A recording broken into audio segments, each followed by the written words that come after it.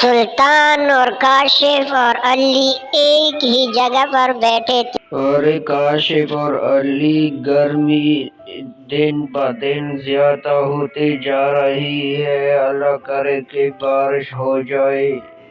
ارے آپ لوگوں کا پتہ نہیں ہے کہ سوات اور منیر میں بارش کی وجہ سے بہت سیلاب آیا، بہت لوگ مارے گئے۔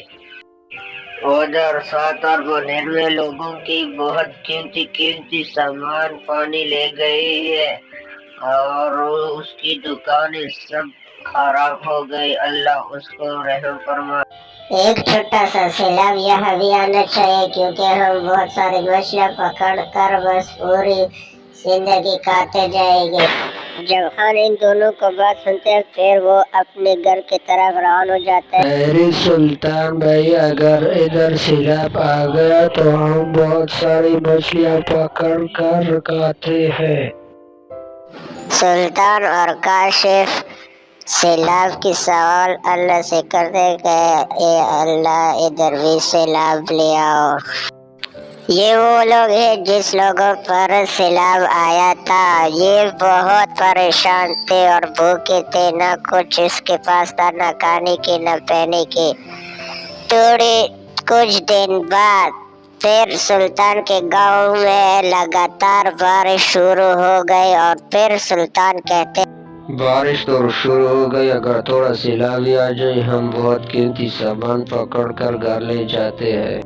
پھر 3 دن لگاتار بارش شروع ہو گئی، روکنے کا نام بھی نہیں لے رہے تھے۔ اچانک آسمان سے ایک پانی کا تندر بھی نیچے آیا اور اس وجہ سے بہت سارا گاؤں پر سیلاب پانی کا آ گیا۔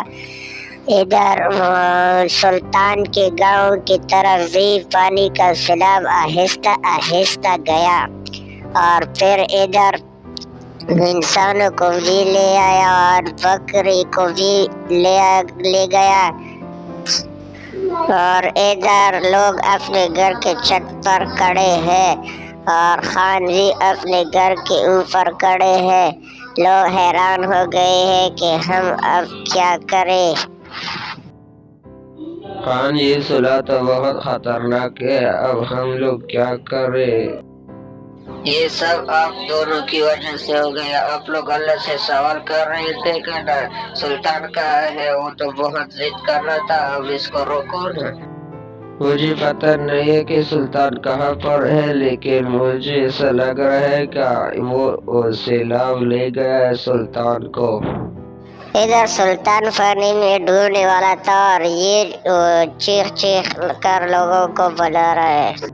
ارے گاؤں والا لوگوں مجھے بچاؤ، خان مجھے بچاؤ پلیز۔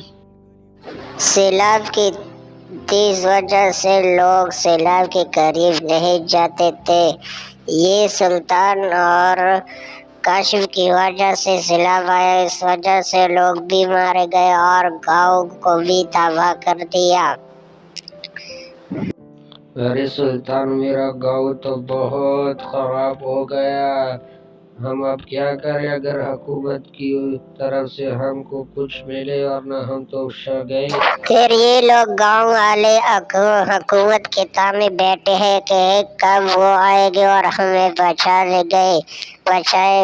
گے۔ تھوڑی دیر بعد پھر ایک اچانک حکومت کی جہاز آتی ہے۔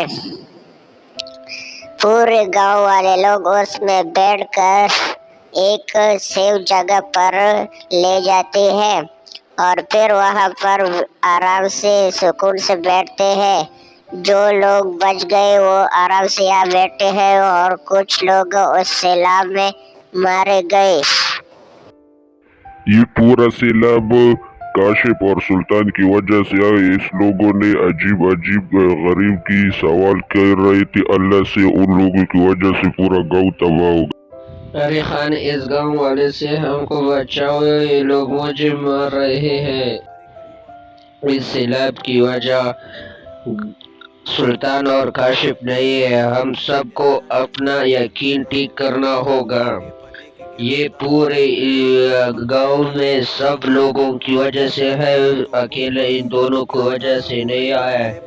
آپ لوگ کیا دیکھ رہے ہو کہ ہم پٹھان بھائی کے ساتھ کتنا ظلم لوگ حکومت کر رہے ہیں، ہمیں کھڑا ہونا چاہیے پٹھانوں کے ساتھ۔ ارے خان، آپ نے تو بہت اچھی بات کی، آپ نے ہماری آنکھیں کھول کر دی۔ ہاں، یہ بات نہیں ہے، آپ ایسا کرو، پہلا اپنا یقین ٹھیک کر لو، بعد میں اور لوگوں پر شک کرو۔ اس لیے ہم پٹھانوں پر ظلم ہو رہے تاکہ ہمارے اتفاق آپس میں نہیں ہے۔ اب ایسا کرے، جو بنیر میں سیلاب آیا ہے اور سوات میں سیلاب آیا، ان لوگوں کو سخت پیسوں کی ضرورت ہے۔ ایسا کرو کہ تھوڑا تھوڑا امداد کرو، لیکن اس کو مدد کرو۔ السلام تمام بھائی سے، پٹھانوں بھائی سے میرے درخواست ہے کہ آپ سخت حالات میں اپنی لوگوں سے کھڑے ہو جاؤ۔ یہ آپ کے لوگ ہیں اور حکومت بھی پٹھانوں کے ساتھ بہت ظلم کر رہا ہے۔ ایک دوسرے کے ساتھ کھڑے ہو جاؤ تاکہ تمہیں کوئی انگلی اٹھا نہیں سکتا۔ دوستو، تو اس کہانی کا مطلب ہے کہ ہمارے پٹھان بھائیوں پر بہت ظلم ہو رہا ہے۔ اور ایسے ویڈیو کو شیئر کرنے کے لیے آپ میرا چینل کو سبسکرائب کریں تاکہ میں ایسے ویڈیو آپ کے لیے اور لے آؤں۔